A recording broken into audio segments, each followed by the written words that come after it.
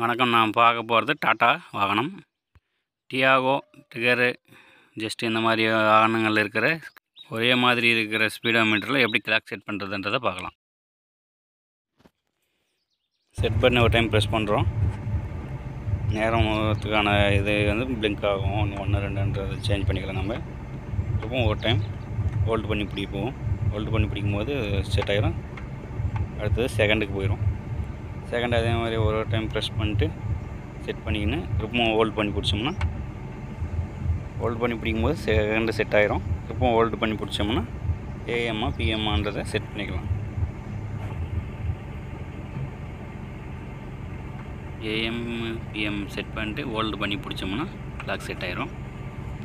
Clock எப்படி set பண்ணுறதை பார்த்துருப்போம். நம்ம சேனல் பிடிச்சிருந்தால் லைக் பண்ணுங்கள், சப்ஸ்கிரைப் பண்ணுங்கள், ஷேர் பண்ணுங்கள். நன்றி.